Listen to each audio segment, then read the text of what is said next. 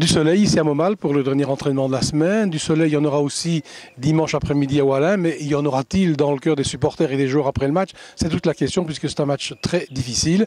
Et on a posé la question bien sûr d'abord à Christophe Quinet et puis vous entendrez Romain Peintre, notre troisième gardien qui était en début de saison à Wallin et qui nous donnera aussi son avis sur notre adversaire de dimanche. Alors Christophe, bonjour. 2 semaines avec 2 matchs très importants, Wallin puis Quinet. Les 2 premiers, Wallin est invaincu depuis 2012 comme nous. Est-ce que vous pensez qu'il y a moyen d'aller chercher quelque chose là-bas? Depuis le début de saison, chaque match, il y a eu des possibilités et des occasions. Et je viens encore de leur signaler ici dans le vestiaire, des occasions, on va en avoir aussi là-bas. Maintenant, il va falloir évidemment les mettre au fond et être très solide derrière. Maintenant, c'est vrai que Wallin est aussi invaincu.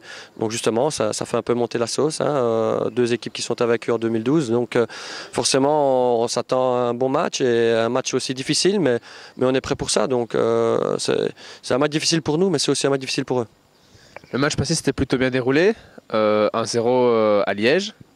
Oui, 1-0. Tactiquement, on avait été très bon et on avait marqué au bon moment. On avait su être solide derrière, comme je viens de le signaler. Et donc voilà, ce genre de match se joue sur des petits détails. Et on va essayer évidemment de limiter les possibilités pour Wallin de profiter de ces petits détails. Donc voilà, on s'est bien préparé. On est conscient que la première mi-temps de la semaine passée était pas bonne, que la deuxième était de très bonne qualité. Donc à nous maintenant de commencer ce match parce que c'est une nécessité dans ce genre de match, de commencer évidemment de la meilleure des façons. Givry et Faymonville sont en embuscade. Givry est très solide, il ne perd presque pas de points. Et Faymonville est quand même venu chercher un point la semaine passée au Perret. Oui, Faymonville, bonne équipe, on l'a vu la semaine passée, ils sont sevrés, ils sont derrière nous, comme nous on est derrière Wallin. Donc je veux dire, voilà, on sait que le dernier sprint final est toujours assez chaud, donc, et c'est bien d'ailleurs, c'est ça qui fait un petit peu la magie du football. Maintenant, à nous maintenant d'être solides comme on l'a été depuis le début de la reprise, pour pouvoir consolider cette 3e place et montrer qu'on la mérite. Et pour le moment on la mérite et il faut pouvoir la mériter jusqu'à la fin. Dernier petit détail, vous allez retrouver Steve Ott, un ancien coéquipier, un ancien joueur à vous. Vous n'auriez pas préféré l'avoir sous vos ordres plutôt que de le rencontrer comme adversaire? Ouais, ça c'est la vie du football. Maintenant, Steve a trouvé son bonheur là-bas et c'est très bien pour lui.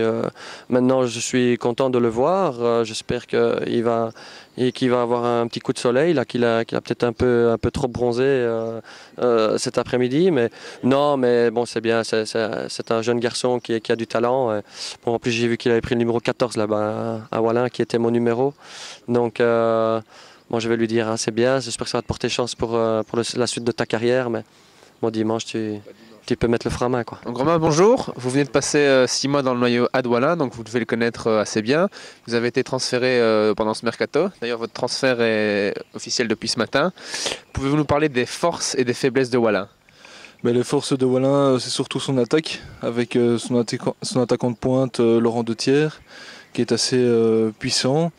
Ensuite, il y a Clément Mours, qui est assez fort aussi en attaque. Ils switchent souvent entre deux. Ensuite, ils ont une assez bonne défense avec Cédric Skowers en défense centrale. Peut-être le seul petit souci qu'ils ont, c'est qu'ils sont peut-être un peu attentistes par moment. Ils attendent un peu le jeu et ils ne jouent pas assez rapidement. Mais sinon, c'est une équipe assez compacte et qui a un bon jeu. Vous côtoyez l'équipe liégeoise maintenant depuis 2 mois presque. Quelles sont d'après vous les forces avec lesquelles Liège pourrait contrer Wallin? Il y en a plusieurs. Par les flancs, Wallin a quand même une défense qui est à 3. Donc s'ils attaquent rapidement, en puissance, je pense qu'ils peuvent en marquer au moins un but. Je pense que oui, Liège peut réussir à marquer et à pourquoi pas avoir la victoire dimanche. Donc vous pensez que Wallin n'est pas inaccessible et que Liège peut la rattraper? Wallin fait une très très bonne série. Ils sont très très bons pour l'instant. Ils sont invaincus comme nous.